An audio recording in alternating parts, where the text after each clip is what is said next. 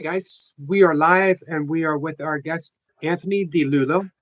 Um, and Anthony, you caught me by surprise, happily so, to come up today. And you are someone that I've wanted to talk to since I started doing guests. And I'm a big fan of Lisa Natoli and Bill Free.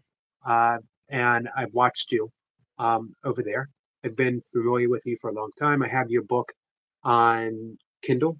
It's been a number of years though since I've read it, but you have struck me as um, somebody with a um, deep sense of awareness that you have had an awakening, but you're someone that I could actually have a conversation with because very often it seems that um, conversations with people who've had profound awakenings can sometimes appear to be difficult, Hmm. that they often seem remote.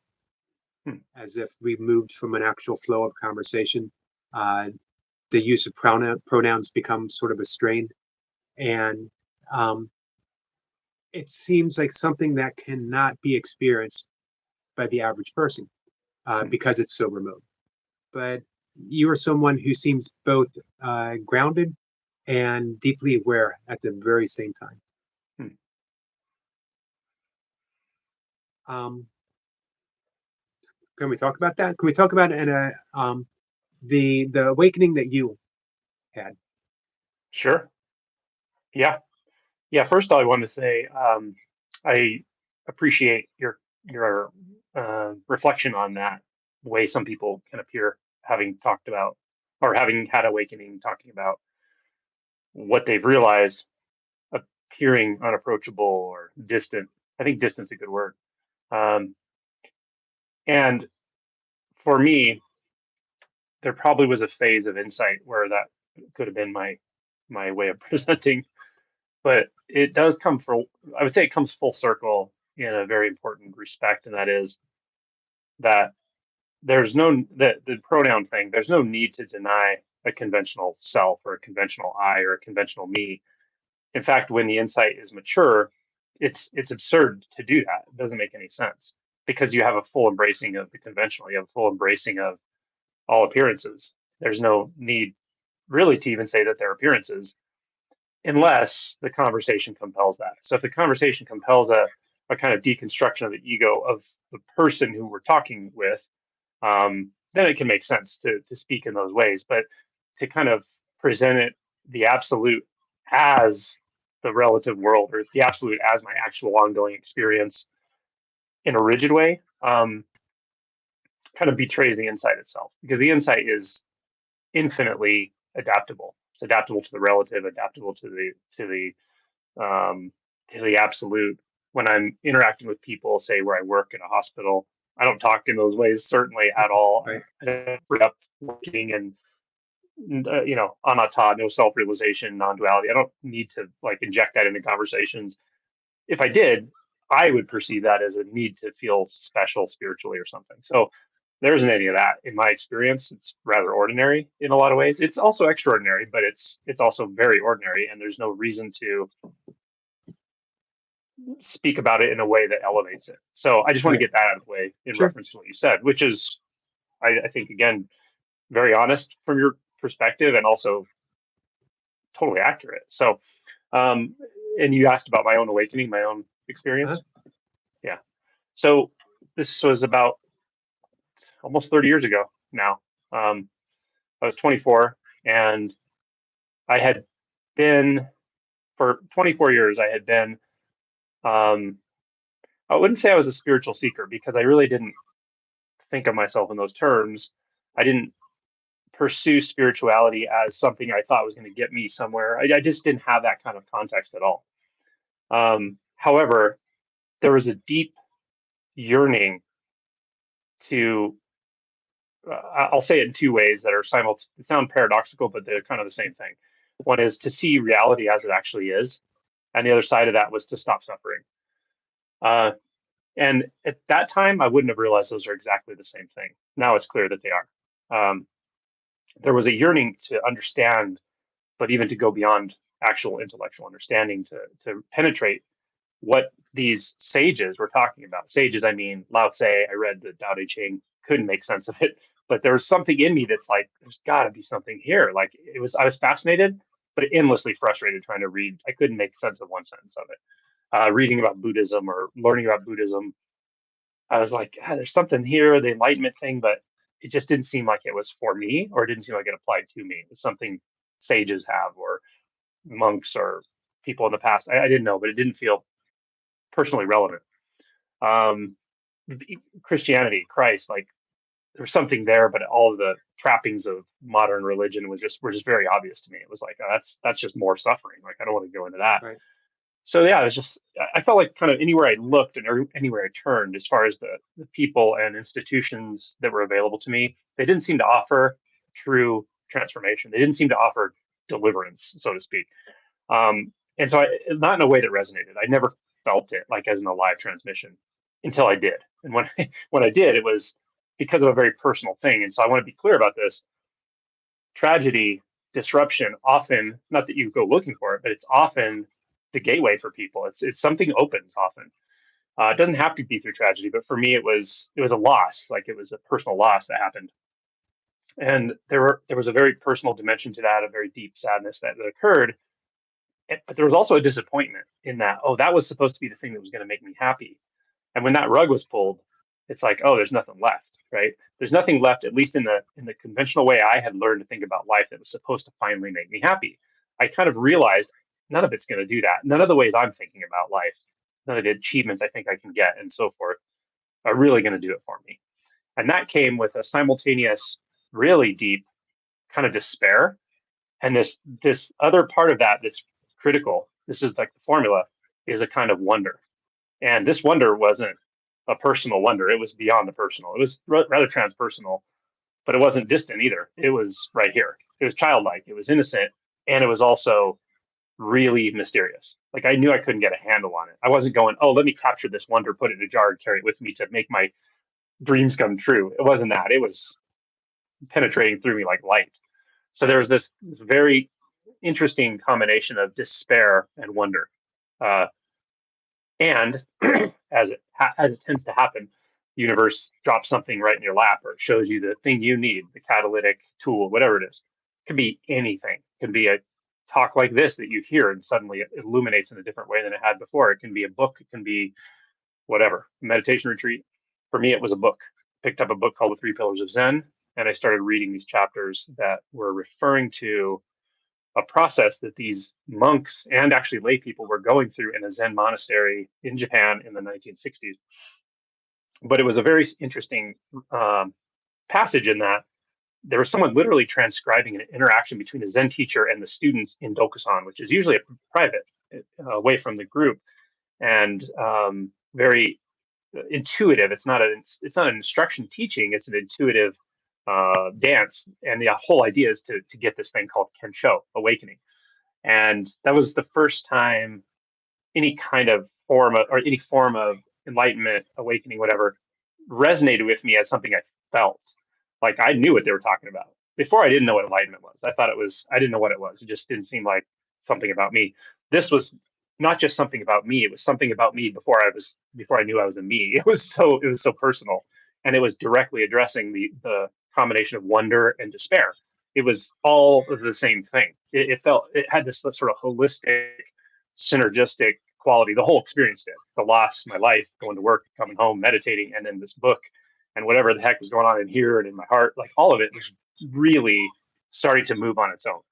And this is the first time in my life that I felt like, okay, I can trust something that is truly beyond me. And I don't mean a concept that's beyond me. I don't mean a paradigm that's beyond me, like God or Jesus or Buddha, or I mean this thing that is literally carrying me into the unknown right now. And it was sublime, would be a word for it. It was scary at times. I'm not going to lie, but there was even alignment in the fear. It was like, I know this is where I have to go. Um, Angelo, that's what sort of, go ahead. was there a dropping away of a sense of personal self? Not yet. Not yet. So this part I'm talking about was like leading up to it. When the first shift happened, I want to give a It thank was you to a guest who just left the super chat. I'm sorry. right Um, on. Thank you Yeah. so much, Kamari. I appreciate that, my friend. Hello, Kamari. So yeah, the first shift that happened as a culmination of what I was just talking about, and it was the whole thing I was talking about, the synergistic thing that I finally just let go into. That was the shift. Like the letting go was the shift. It allowed the shift to happen. I didn't make the shift happen. It was way beyond me. But the letting go was the final straw, so to speak. It was, finally just going, okay, I give up trying to manage this whole thing myself. I will really give it up to something beyond me. And what was beyond me was everywhere around me. It was very obvious. So that shift didn't lead to the sense of self dropping away. It did lead to a vast alteration in the sense of self, no doubt about it. Something like what the Hindus might call the self with a capital S, or the sort of Atman coming in contact with the Brahman and realizing they are actually the same, something like that. But I didn't have any of those concepts. I didn't care about concepts. It wasn't conceptual. It was full on instinctual, felt, lived experience.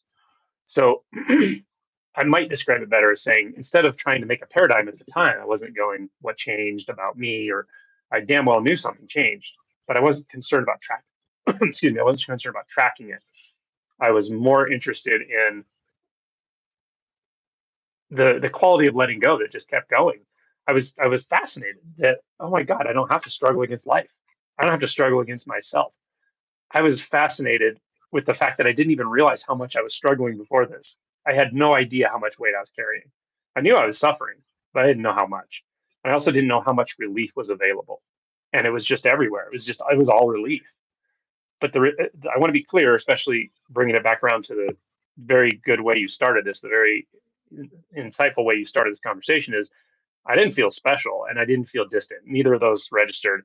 I didn't feel separate. I didn't feel like, oh, I'm special and those people aren't awake, or there was nothing like that. It was just like, this is all oceanic flow and everyone's part of it. There's no other people. It wasn't even a concern about self and other.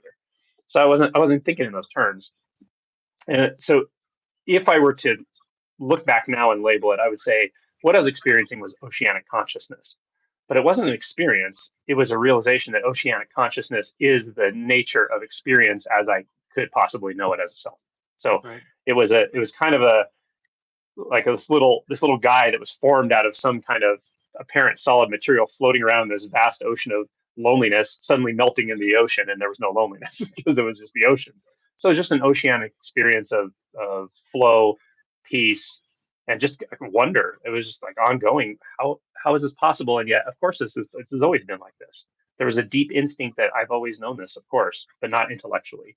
So there was a big change in the way I processed my own experience through thought, meaning I stopped processing my experience through thought largely. There wasn't there wasn't a need to use thought as a lens to know what I am, what I'm not, where I'm going. It was like I was just like so done with that.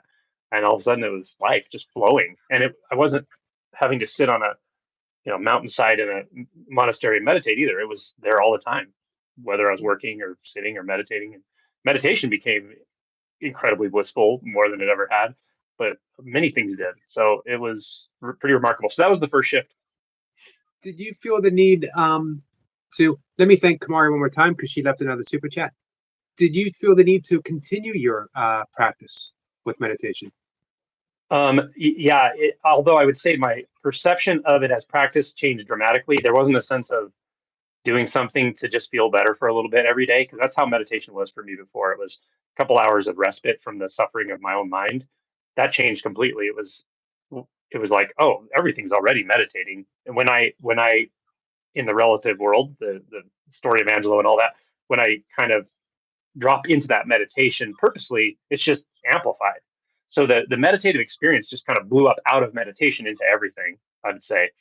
And then when there was actual meditation in the practical sense, it just was more clear.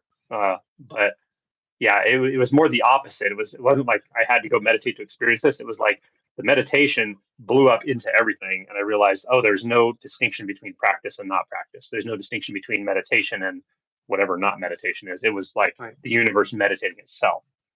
I mean, it still is. So that's the other thing about this. It was stable in the sense that it didn't go away.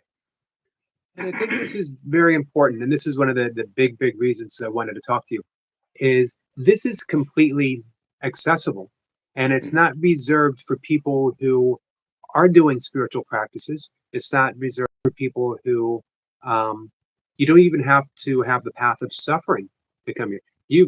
What you're saying and what you've said previous talks in your book is this is our natural state that we should be living, and that not living it is sort of that's the tragedy of life, is that we're not living the capacity that we could be. I agree. Yeah, that's well said. Um, the reason I do this, the reason I go on to interviews and shows and talk to people and all, is just to reach any audience that's out there who hasn't heard it quite the right way yet, that just hasn't clicked for whatever reason, and just saying you absolutely can wake up. It is available to you. And I always give a few caveats. It will be different than you thought. It's just how it is. I love, I love some of the Christian parables. For instance, the one that says the kingdom of heaven is like the thief that sneaks in the night. It's very accurate. Like you can think you're going to prepare for this, but and that does till the soil. I mean, it does invite it. Like the intention to wake up is the catalytic movement inside you, the personal aspect of it. But you're not going to be able to plan it, and you're not going to be able to know what it is really until the shift. And when the shift happens, it's like, oh, it kind of sneaks up on you because it's so much bigger than you in a way.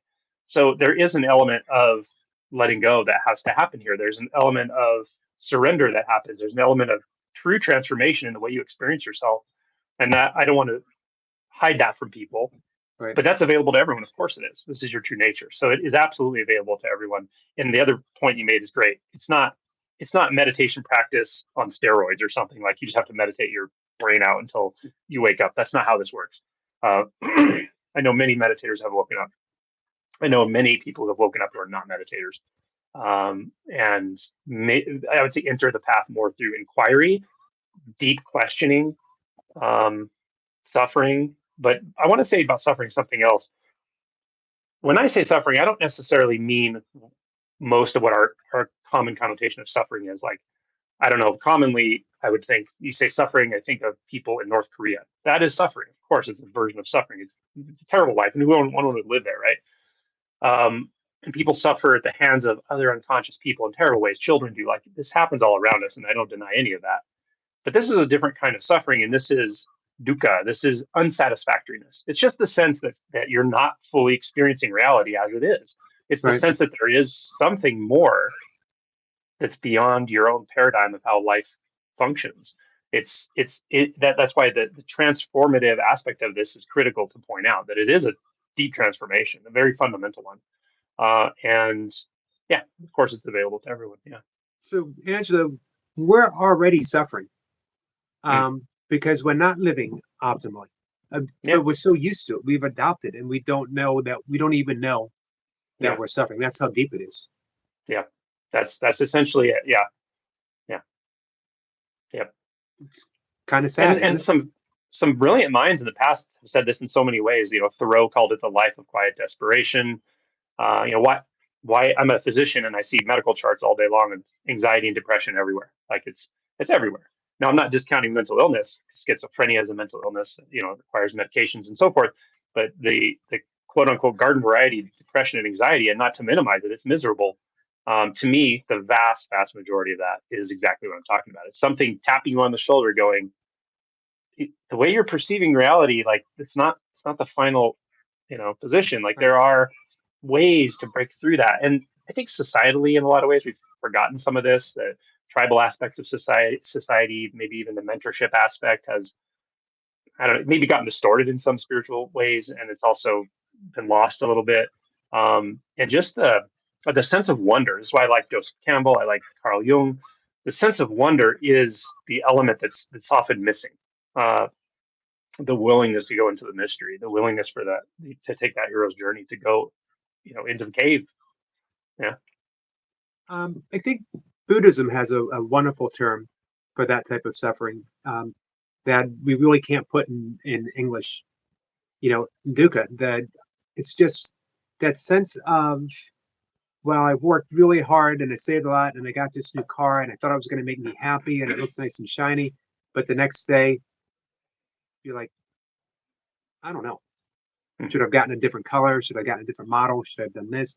We Yeah. we get something, but we're never truly happy with everything that we get. There's always that Yeah. sense of, I could lose this, Hmm. that I Yeah. have it, but I could lose it. I have this relationship, but I could lose it. Hmm. But with awakening, we're beyond that sense of loss. Yeah. Yeah. I would say gain and loss are assimilated in some ways. What's realized, it doesn't come and go. It can't be lost, and it doesn't need to be gained. It's here. It's clear. Um, yeah. And the relative character needs to have a shift to wake up to that, to realize that. And that's wonderful that it's that way as well. But, again, if you look at it from a kind of hero's journey paradigm, that this massive transformation is available to anyone is really quite astounding. It's quite amazing. Yeah. Uh, yeah. We have a question Yeah. from the chat, and they want to know, do we create our own suffering? How do we acknowledge that we create our own suffering? It's a really good question. Uh, as I mentioned, there are different ways that people sort of stumble into awakening, sometimes through meditation practice, sometimes through direct pointings like Zen, sometimes through inquiry. This is like the question, this is the path of inquiry, what this person's talking about. And one of the things I encourage people to do is to just be really honest with yourself, right? So what you described is a very clear um, uh, I don't know, crystallization of the way the mind uses the illusion of future and its imagined version of future to keep seeking, right? I get the car. Oh, well, it wasn't the fact that I was seeking something, say material and whatever, that was the problem. It was that it wasn't the right color. Now let me go chase the color. Or, oh no, actually, I have the car. Now I need a girl, whatever. Seeking, seeking, seeking. What's the next thing? What's the next thing? And then strangely, we can do that with enlightenment as well, turning it into Right. an object of thought rather than a direct, deep transformation. And that's okay. It's just a side effect. But that is a coping mechanism. So that's the key, is seeing, oh, those are coping mechanisms. Why am I trying to why am I trying to endlessly get something in the future? Oh man, maybe it's because I'm actually not feeling fully okay right now. Oh, well, what is it about right now that I don't feel fully okay? And so starting to actually question what your coping mechanisms are and whether they're giving you what you think they're going to give you. So did it satisfy you when you got the car? Did it satisfy you when you got graduation? Did it satisfy? And the answer is often, for a short time, it did, but then it's almost as if the seeking got ramped up afterward, right? It's like moments of satisfaction followed by more intense seeking. When we see these patterns, then we can really question ourselves: is my coping mechanism actually working? So that's when you start to look at the cost benefit analysis of your normal coping mechanisms, your normal ways of trying to satisfy yourself. And I can't answer it for you. You got to do it yourself. But most people will see that, oh, it's really not deeply satisfying. There's a barrier to that, that leads to some despair, because you'll feel like, oh my God, well, what the hell am I going to do then if all these strategies I've learned haven't been working? But that is the gateway to like a deeper questioning, a deeper looking in your own way. And this is an element I haven't brought in yet. All of these motifs I'm using, and these paradigms we have, they're good pointers. Course in Miracles, Buddhism as a whole, like Advaita Vedanta, Christian mysticism. These are good pointers, and there are people who have gone through these transformations in the past who pointed that out to us, many of them, and contemporarily. But I want to make this point that this journey also is a very personal one in a way. When you start unhooking those coping mechanisms, or you start seeing that they're really not deeply satisfying you, and you kind of start to feel the deeper emotion stuff, that's getting closer to the kernel of what's holding you into this pattern of sort of, I don't know how to say, like mental self-absorption. And when you start to get into that, it does feel very personal in all kinds of ways. It can feel like shame, it can feel like fear, it can feel like guilt, it can feel like wonder. So just know that it's also a personal journey, and it's not about spiritual concepts, and it's not about the paradigms other people use, including anything I'm saying. Your journey doesn't look like mine. It looks exactly like yours. So Right. there's something very personal about this, which is great, and as it should be. And that's that inquiry that this person brought up, of looking into like, what am I doing and is it working? And just being honest with yourself. That's really a big part of this. Like really being honest. Even things like therapy. Like I'm not going to discount therapy, but I know many people who have spent years and years in therapy and they're still not satisfied. They're still kind of suffering. They've maybe gotten taken care of gross suffering, but there's this low level of just, no, something's still not right. You have every right to address that, and you don't need a professional. You need yourself. You don't need an enlightened deity. You need yourself. That's the key to this. That's the beauty of this, is that it's entirely is self-empowering in a way, right? In a way that nothing else is. It's good news. It is good news. Because, even if a therapist, their job is to guide us towards our own healing. Every healing takes place within us. There's no outer healing involved. Yeah. And I think some of the mistakes that we make is putting our faith in the therapist and not the therapy, not that it's pointing inwards for us to make these changes. The same with the role of a spiritual teacher, which is why we place the guru on a pedestal, and then we act dismayed when they're completely human and they do human stuff. Yeah. Yep. And that's the other, that makes a good point. I won't go too off on a tangent, but an awakening is certainly a first awakening. It doesn't suddenly perfect your character. If anything, it brings out your stuff. Like if you have patterns of self-deception or whatever, they start to become much more conscious instead of unconscious. So it's a humbling experience when you start to not be able to dissociate from your own bad choices or self-deceptions, or even ways you harm yourself or others.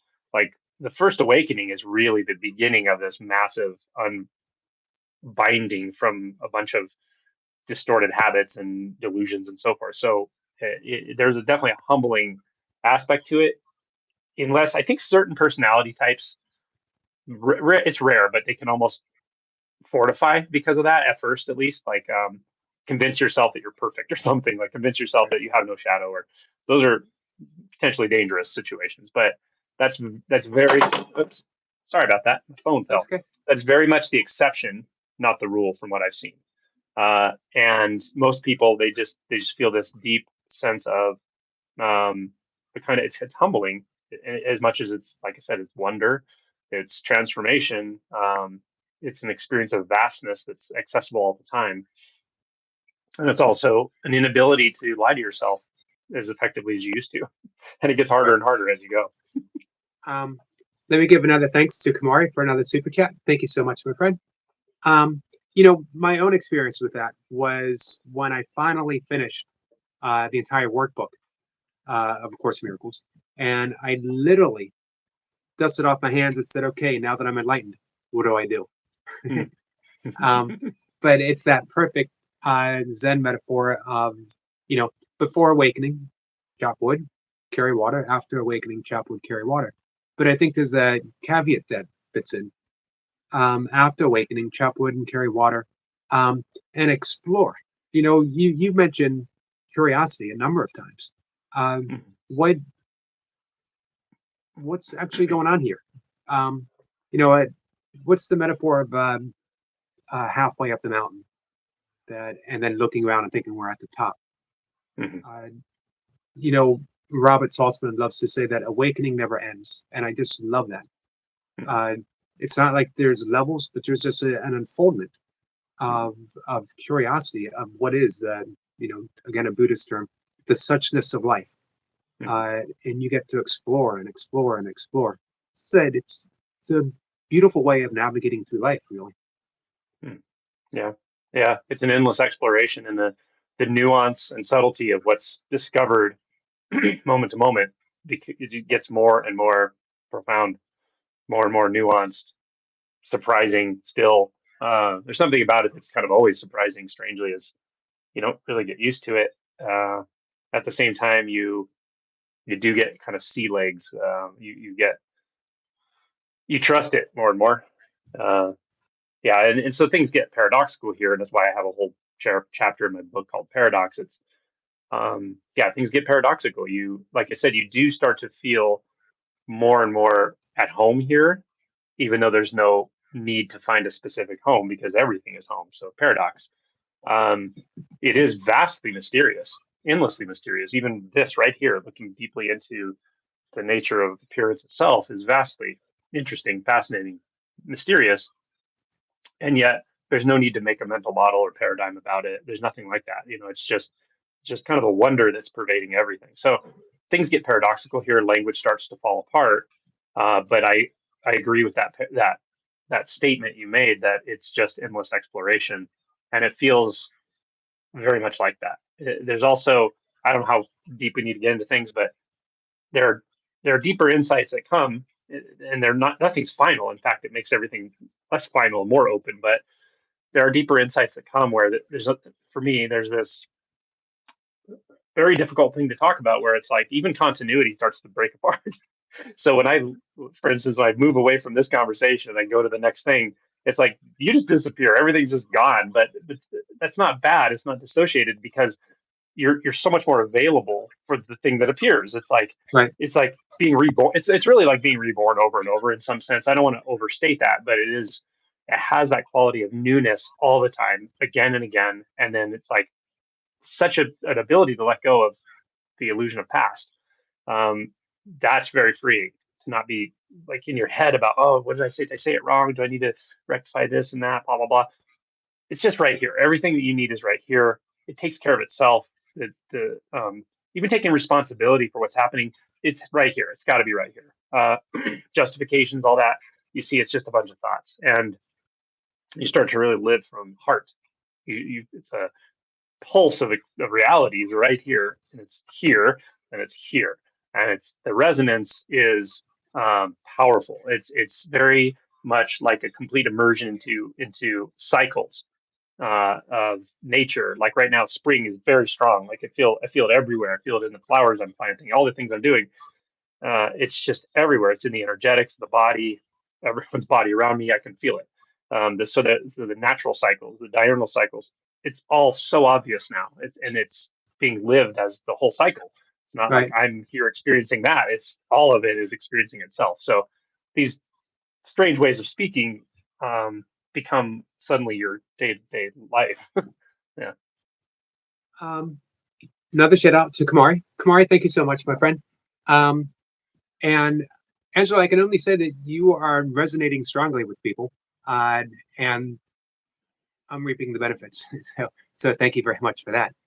Um, Angelo, how can we relate what because I talk primarily about A Course in Miracles. Um, Ego features very largely. Mm, How do we awakening with ego? Is mm. there uh, is it a changing of relationship with ego? Does ego cease? Does it drop away? Or are you just aware that an ego is appearing and it's not essentially who you are? Great question.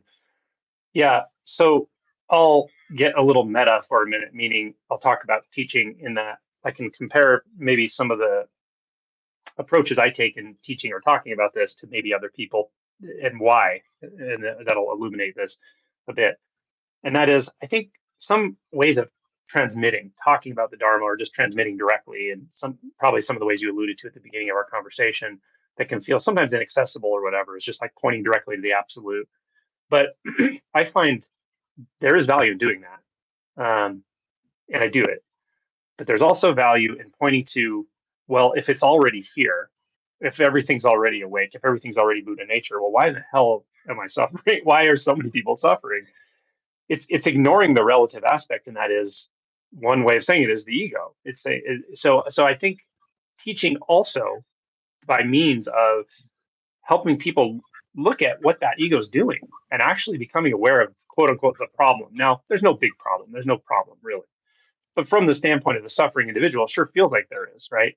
That's the ego function. So I do think it's very valuable to also talk about and encourage people to evaluate what's going on in that ego structure. So I like these kinds of teachings, and it's just as helpful to see what's in the way of seeing what's already here as it is to just hear over and over, oh, it's already here. There's nothing you need to do. It's already here.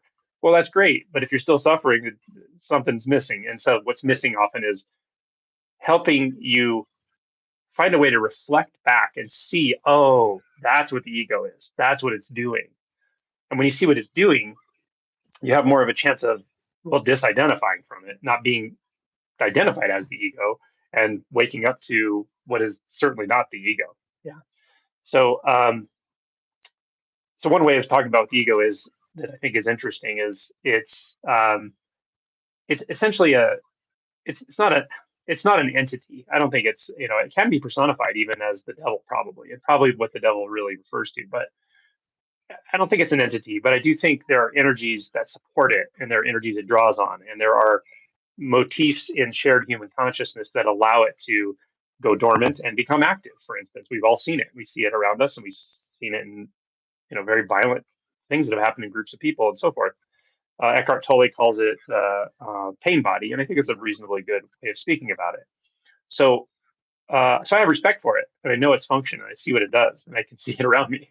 But what does awakening do to it?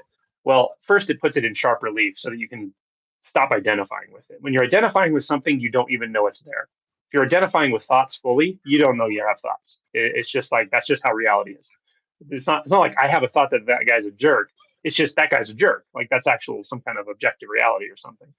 So that's the idea of disidentifying. So when you start to disidentify from the ego, start to actually see it like, oh, that's not necessary. I don't have to jump on that train. I don't have to grab onto that next thought. I can see it's functioning as such. So that's really, really helpful.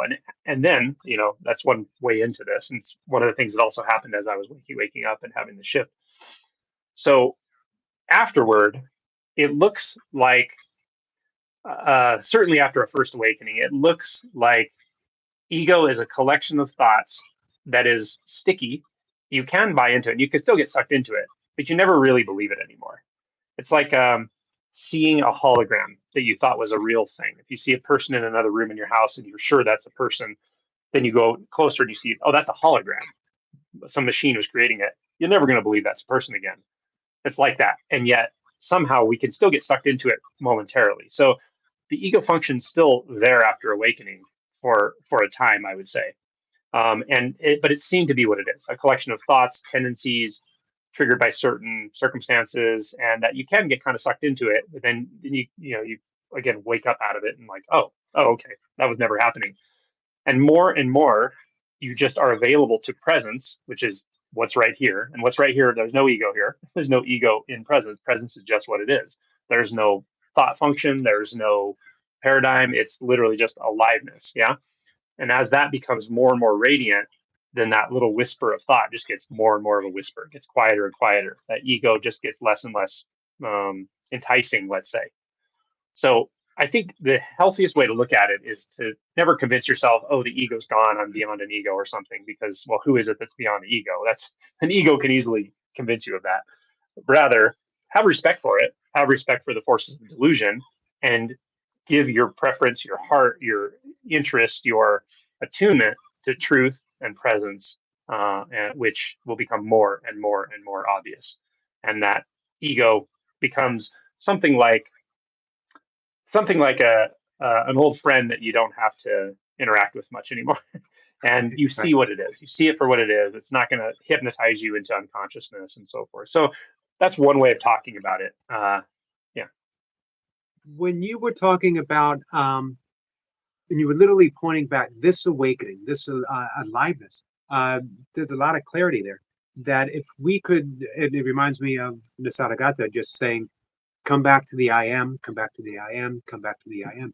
If we could um, just keep coming back to, and I think aliveness was such a perfect word on your part, because we might not know in this day and age, what do you mean by this I amness, this I am consciousness? But everyone knows aliveness.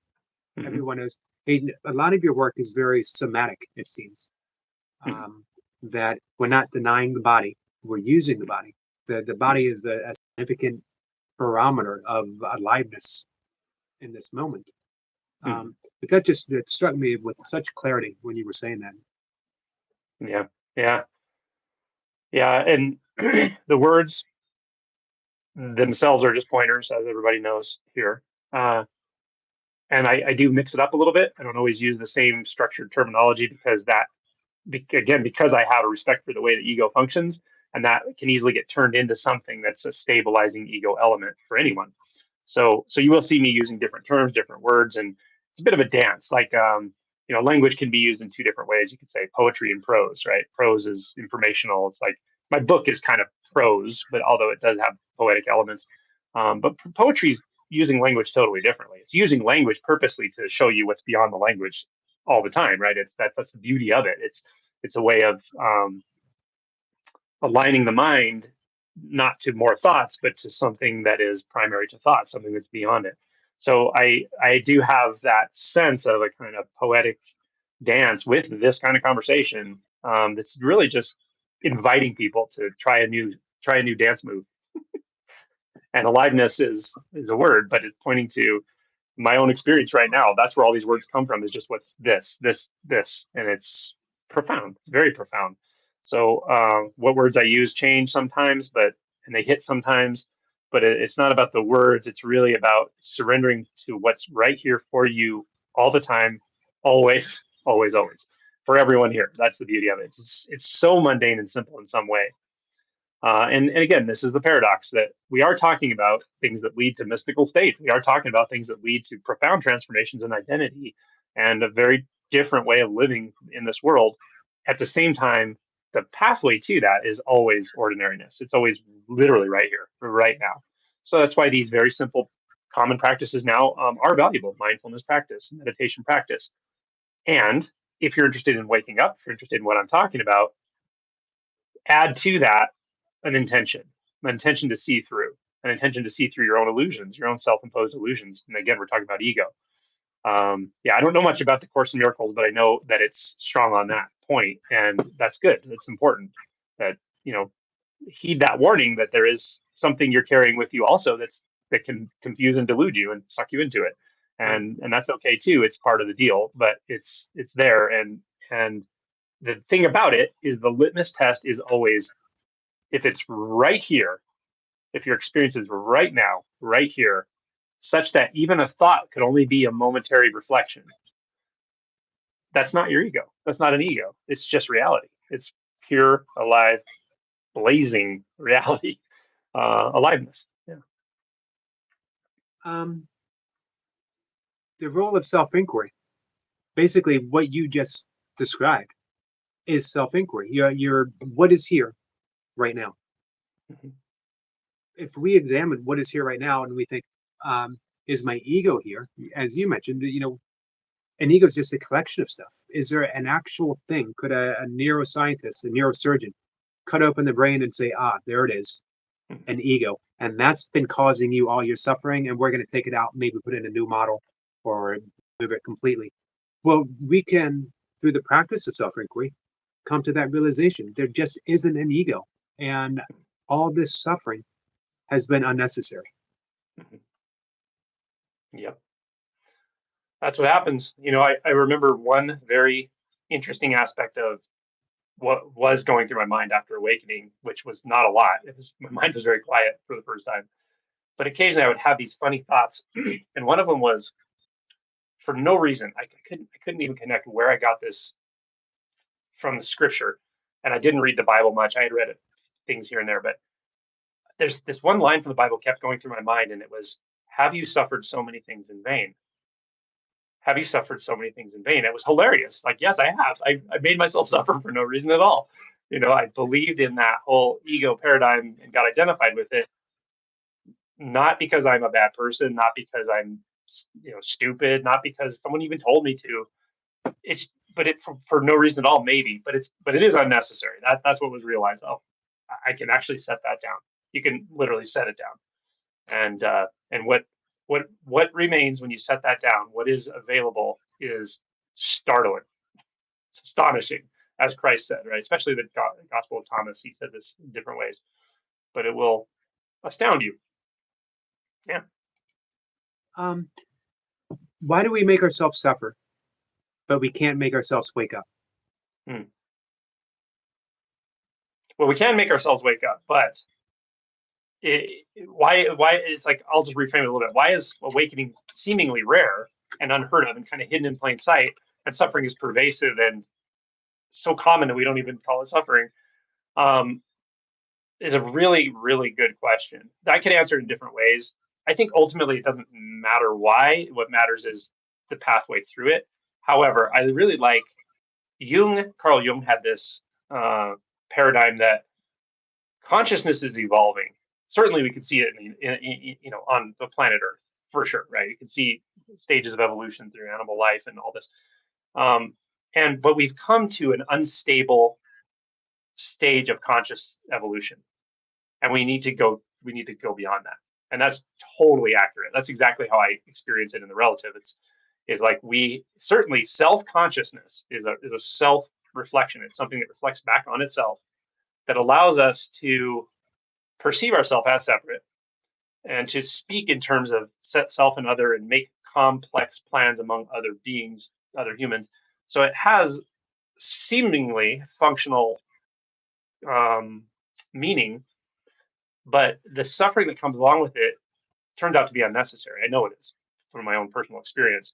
So I would say that in some sense we could say we're at an unstable level of evolution of consciousness, and it's just like it needs to kind of unfold and take the next step. Will that happen as a society taking the next step forward, or maybe the whole, who knows, interdimensional uh, manifold of consciousness, maybe that threaded throughout this universe and others? Who knows? Will that whole thing take the next step forward? Possibly. It may very well do that. Will it be through evolution in a kind of scientific way? Maybe it will. But what's definitely true is you can take that step as one seeming individual. That's all that matters. Turns out that's all that matters. You can't wait. I can't wake you up, or you up, or you up, or you up, but I can wake me up. That's it. That's the beauty of Right. this.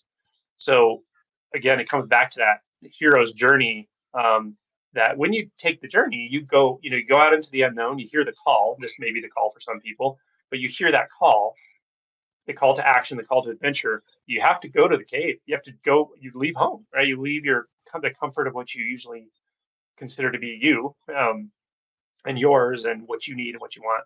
And you go into the jungle, or you go into the forest, or you go wherever you need to go, and you get to the mouth of the cave.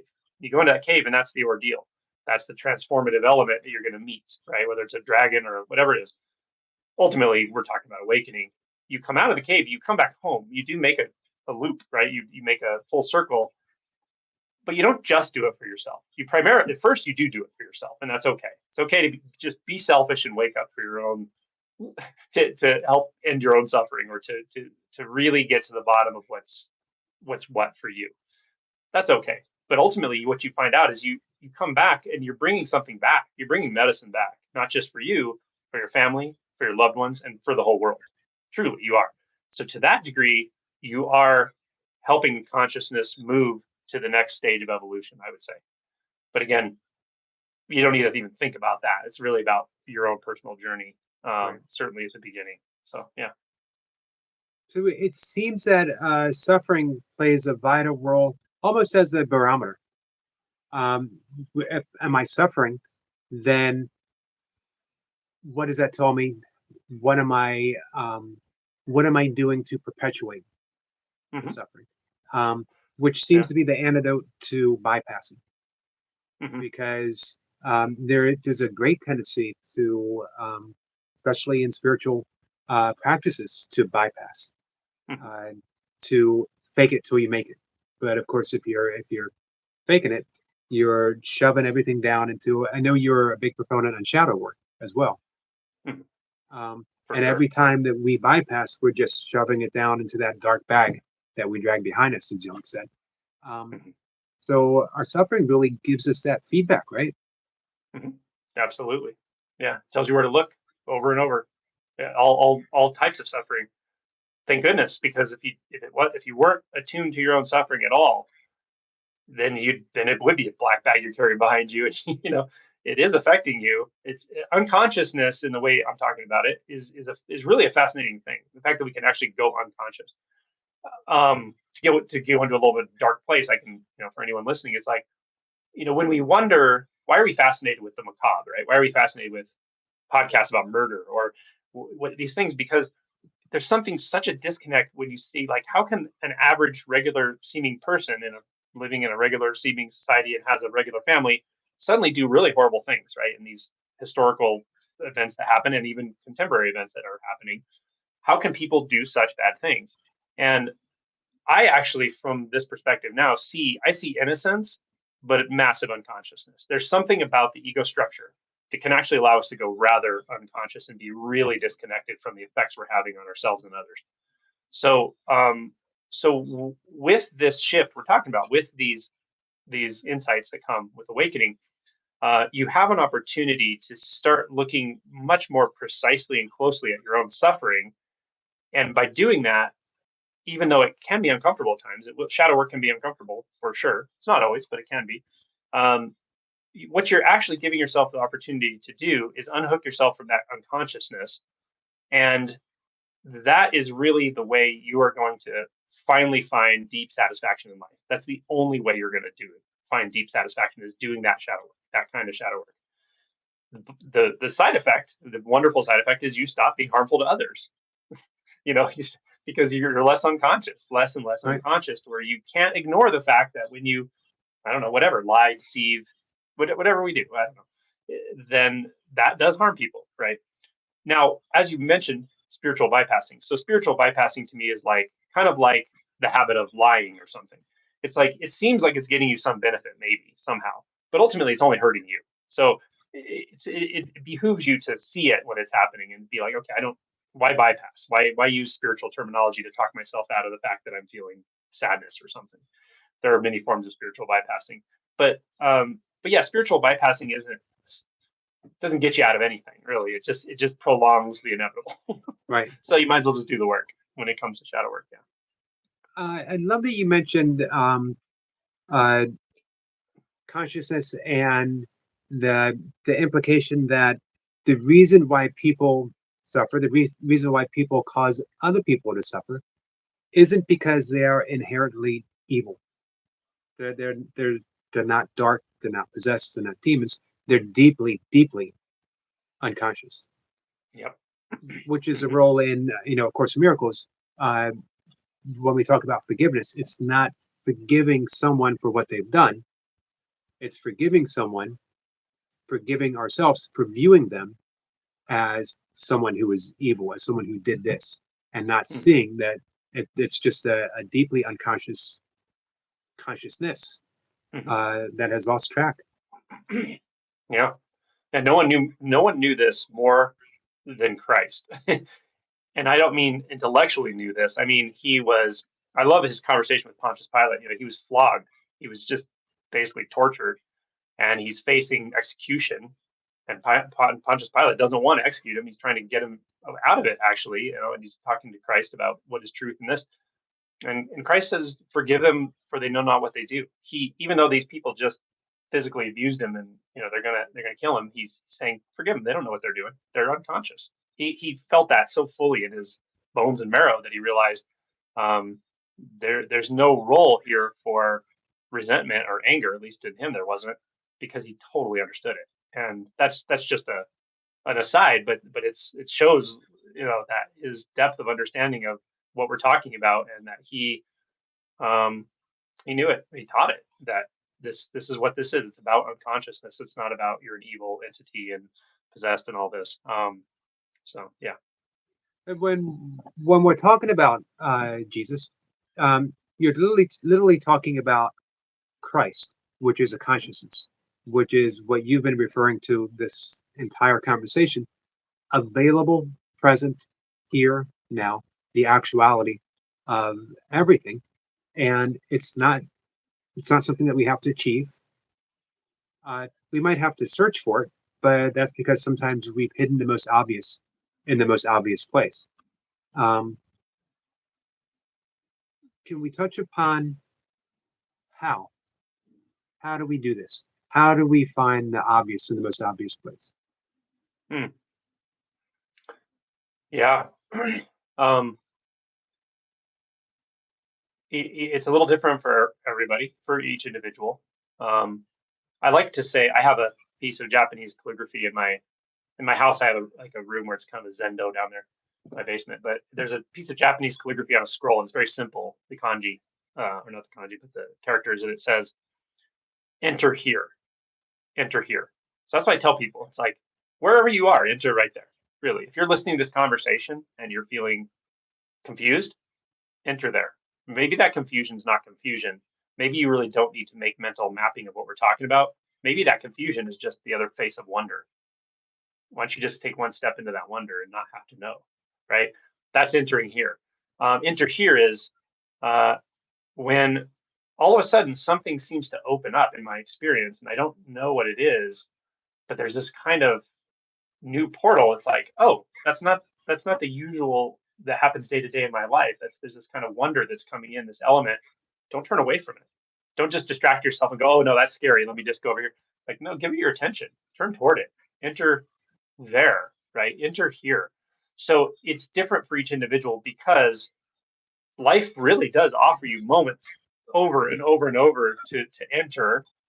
But boy, sometimes we make a habit of not doing that.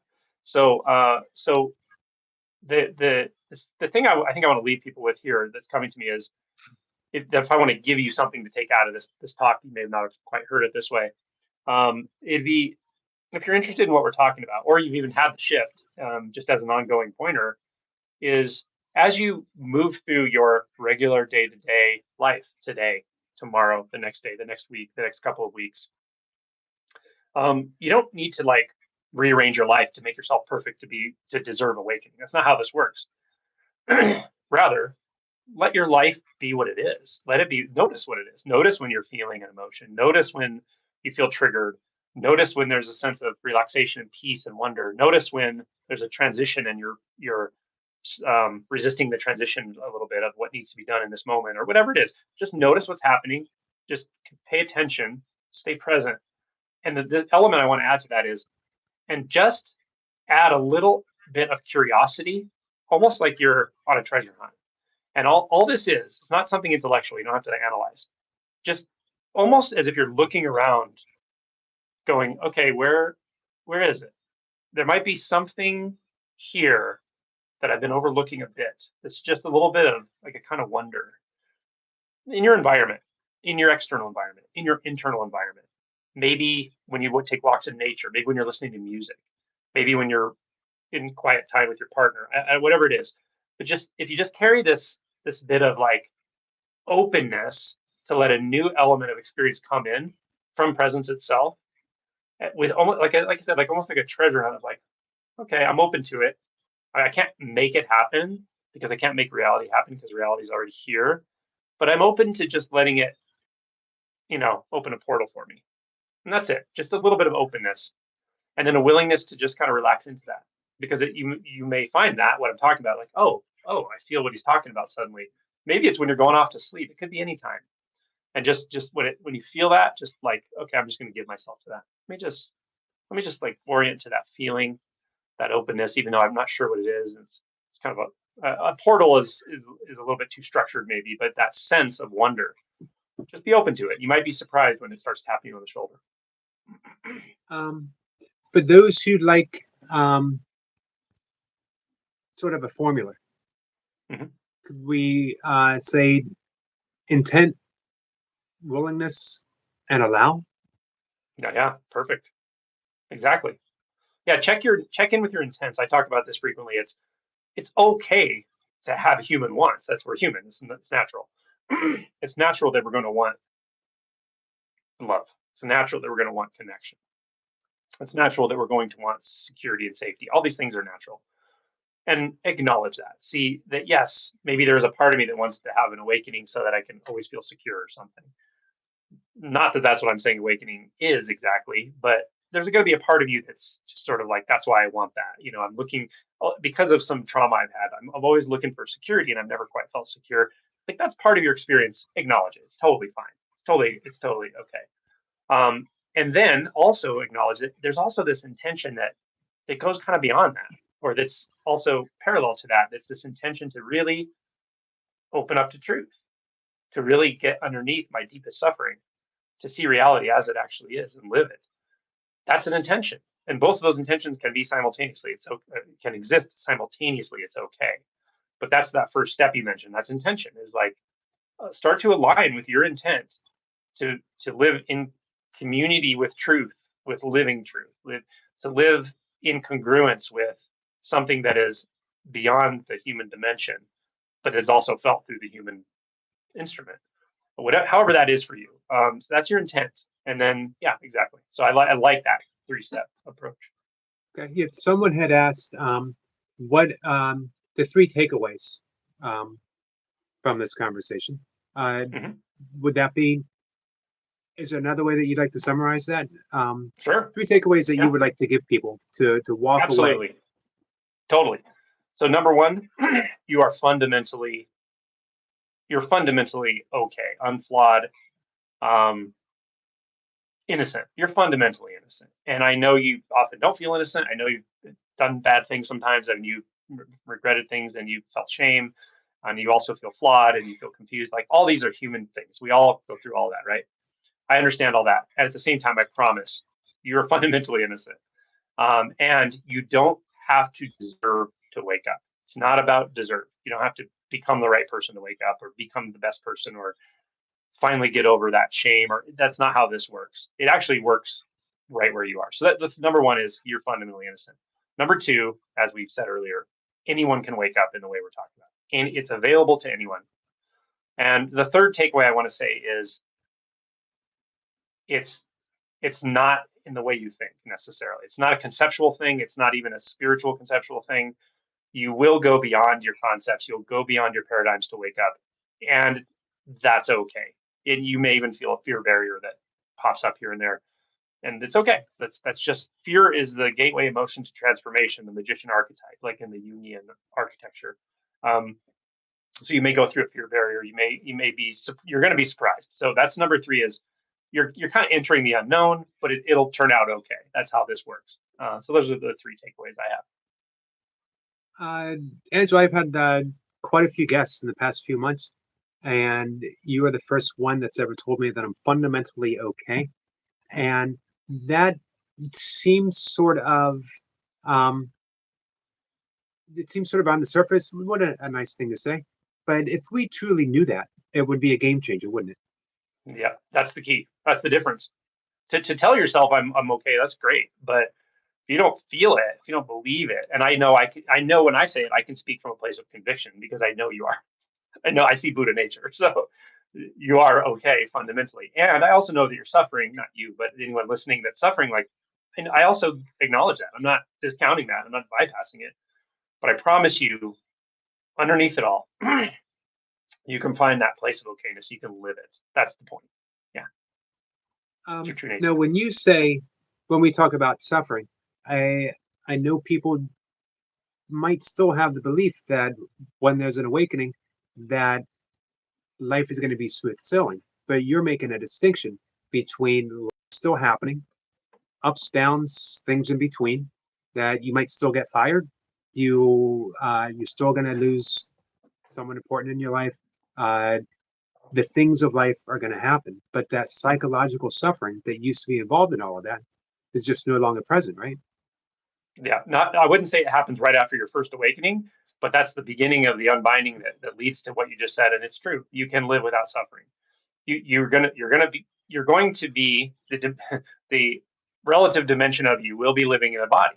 That's how it is, and the bodies grow old and they will lose function at some point, and they're prone to illness. But there's a way to live all of that with a true equanimity. There's a way to live all of that always in contact with the absolute as well, the absolute and relative being interpenetrated such that there's no suffering in the causes and conditions around us in any more than when you see the leaf fall off the tree in the fall.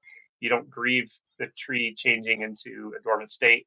You don't change form changing, body form changing into other energies. It's just going to happen. But you can live with all of that deep instinctual knowledge of the cycles of nature and so forth that are available right here. That the knowledge of them is available right here, and be in true equanimity and peace.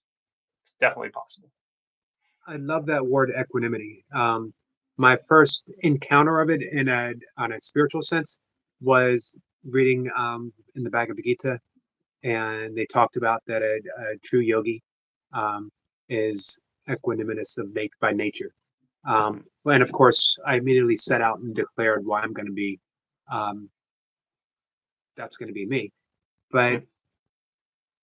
I I don't know if it's something that you can seek out to be. because now you're chasing a quality, and it just becomes another pursuit, right? I agree.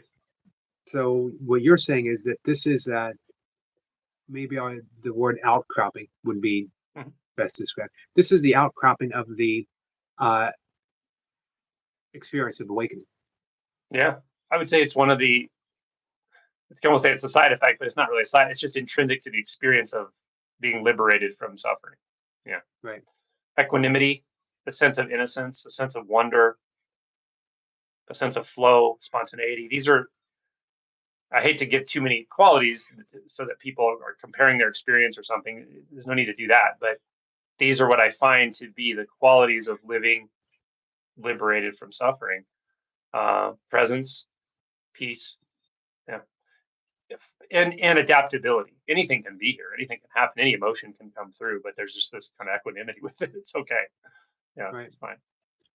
Um, but touch upon it once again, the availability of this, because it does seem. This is the reason why I'm bringing it up again is because the question that I'm asked more than anything is, that sounds good, but uh, you don't know my suffering, or you don't know what I've been through, or um, that it sounds like a great uh, experience, but if it's not happening now, um, what good is it? Things along those lines.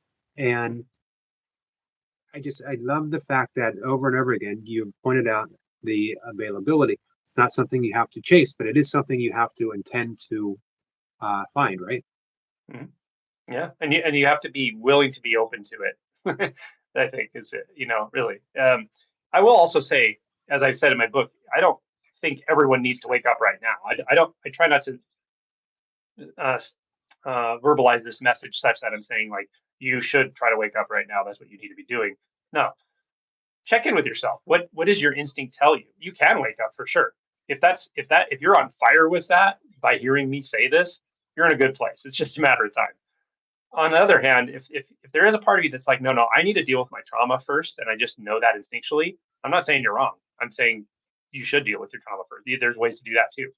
So sometimes a significant amount of shadow work can come before awakening. Sometimes it comes after awakening. It always comes after awakening. You're gonna have to. But I really, again, pointing to your own spiritual and existential autonomy, like any individual knows. And if there's something in you that's like, I know what these guys are talking about, I'm interested, but right now that's not, I just need to work through this one specific thing.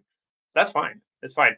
But if someone, there is this thing that can come up kind of like terminal uniqueness, like my suffering is so bad that there's nothing that anyone can do about it, including me. That's a little bit of a trick of the ego, because I've seen people with some of the most horrific childhoods you can even imagine, like literally growing up in a horror show, to have done the work and done hard work, but thorough work, and have moved through that and live lives of peace. That's the shadow element. That's the shadow work element. I mean, it's not even necessarily talking about awakening, but yeah, those are the two areas I'm interested in: awakening and shadow work, and they do go hand in hand. But it doesn't mean you have to wake up to do shadow work either. If that's what you're interested in, you know, I highly recommend doing that work. Yeah, Can shadow work that's a lead whole to other awakening? conversation. Right. Can shadow work lead to awakening? It definitely can. Absolutely. Yeah. hmm But Nice. again, I find, man, it's really about intention. Like, because I know people who have done very thorough shadow work and have taught me modalities I use to do shadow work that are the most profound I've ever seen, beyond anything I've ever seen. And I facilitate it and so forth, who aren't necessarily awake in the way I talk about awakening, but they live about as equanimous as you can without awakening. I would say very peaceful lives and so forth. So you can do very thorough shadow work without awakening. They're not. Um, you don't have to have both sides of it. However, if you wake up, you definitely need to be doing shadow work at some point.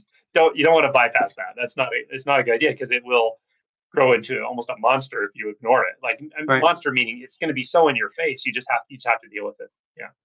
We had a friend, Mark Landau. He was actually on Buddha and the Gas Pump too. He was high up in the um, Maharishi Mahesh Yogi's inner circle. Um, he was, forget the title that he had, but his job was, he was to bring out the rug. I think it was a tiger skin rug Hmm. to sit on for Maharshi to meditate on. And he eventually left.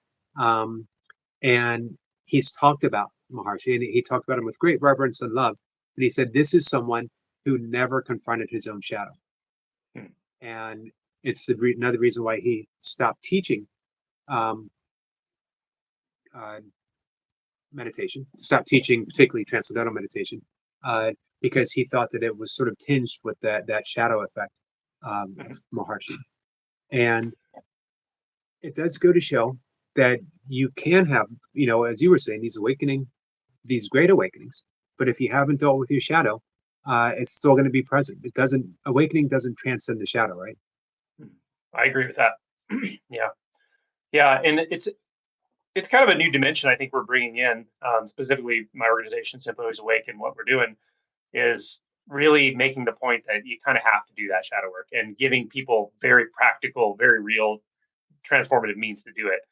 And it's for reasons that you said. I mean, it's not just Maharishi Yogi. It's like on and on and on. Like most of Buddhism as practiced today just ignores emotion work and shadow work. Most of it really does. I know I'm not discounting Buddhism. Buddhism is about as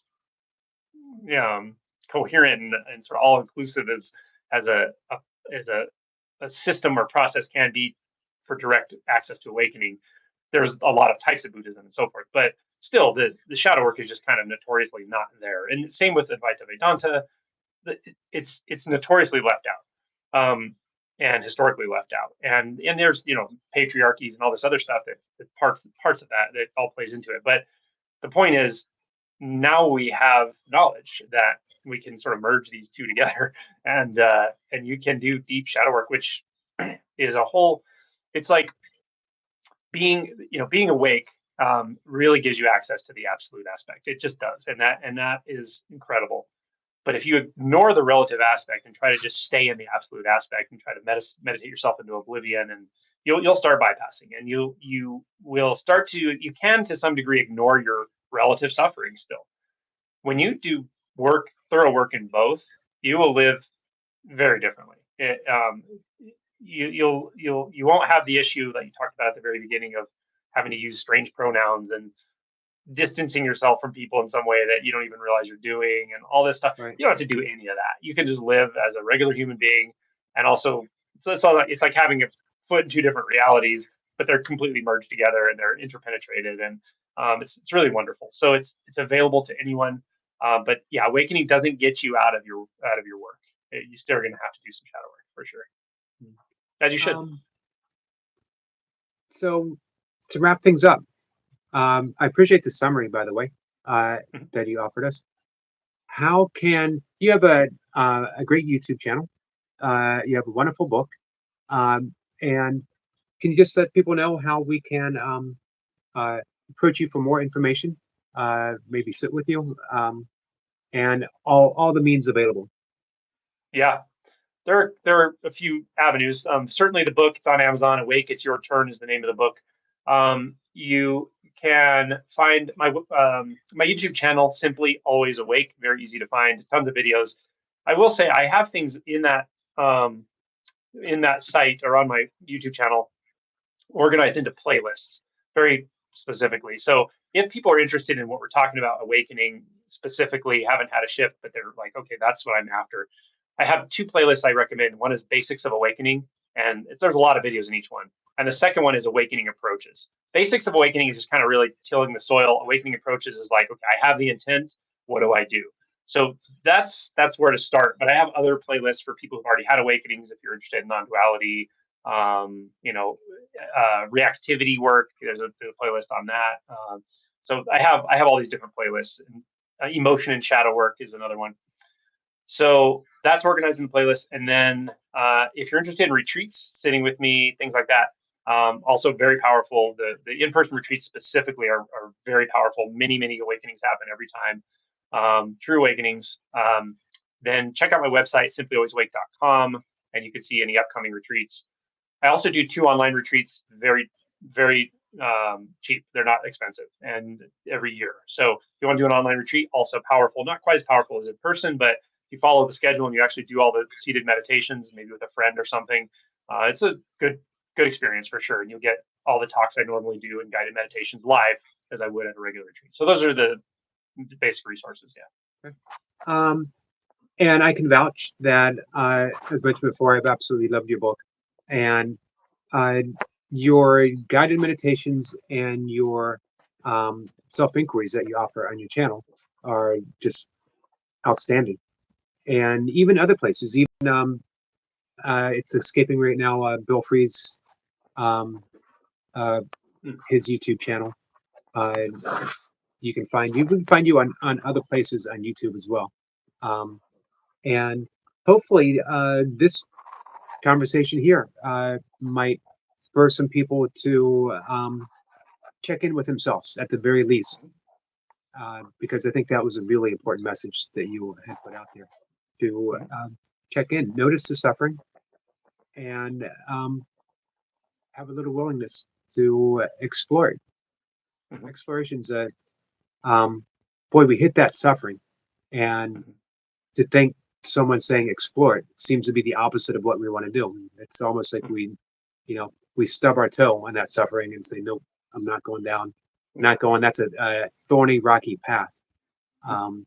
But you give a very gentle urge to just step carefully and see what's there. Are these thorns actually as harmful as we think they are? And what's going to happen if we just be aware of them? Yeah, exactly. It's like what is suffering really? When you come into contact with it, it's like that's the question. Is like, well, the mind or thoughts or the ego are going to say that's the last place you want to go. That's the ego's version of suffering. Like go anywhere but there. That's Right. going to be maybe your first inclination for all of us, right? But the real invitation is like, well, actually go in and see what is there. Probably not. It's not what you think. I know that. I mean, ultimately, it's not what you think it is. But I can't give that away for you. You got to go in and figure it out.